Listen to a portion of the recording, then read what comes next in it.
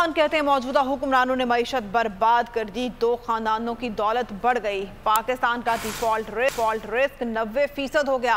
अवाम गरीब तरीन हो गए, फैक्ट्रियां बंद हो रही हैं, एलसीज नहीं खोली जा रही। खौफ है कि श्रीलंका की तरह तेल खरीदने के भी पैसे ना हो। इमरान खान ने कहा शहबाज शरीफ पूरी दुनिया के चक्कर लगा रहे हैं, मैंने 4 साल में इतने दमाह में कर लिए, बिलावल तो पाकिस्तान में नजर ही नहीं आता।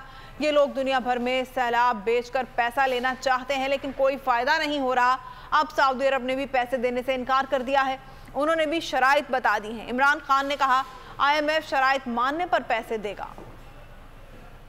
जब से ये 2 खानदान आए हैं, इनकी दौलत में मुसलसल इजाफा होता गया, लेकिन पाकिस्तान आहिस्ता आहिस्ता डूबता डूबता गिरता गिरता आज इधर पहुंच गया है। कमर्शियल बैंक पाकिस्तान को लेंड करने के लिए नहीं तैयार, क्योंकि पाकिस्तान का जो डिफॉल्ट रिस्क रेशो है वो तकरीबन 90% पहुंच गया। बेरोजगारी बढ़ रही है, फैक्ट्रियां बंद हो रही हैं। आज हमारे पास LCs खोलने के पैसे नहीं है और खौफ यह है कि जिस तरह श्रीलंका में आखिर में तेल के लिए पैसे नहीं बचेंगे। मैंने 3.5 साल में इतने दौरे नहीं किए जितने शहबाज शरीफ ने ये 8-9 महीने में कर लिए हैं। और बिलावल जरदारी तो कभी पाकिस्तान में मिलता ही नहीं है। सारे भागे गए क्लाइमेट चेंज की कॉन्फ्रेंस जिनीवा में, या हम सैलाब को बेचें और किसी तरह सैलाब से पैसा ले लें। सऊदी अरेबिया ने स्टेटमेंट दे दी है हम कंडीशंस करके पैसे देंगे। IMF अब पैसे तब देगा जब हम उनकी शराइत माने कि हर चीज अब महंगी होने लगी, तो उनकी शराइत मांगेंगे तो ये मजीद और महंगाई 50% और बढ़ जाएगी।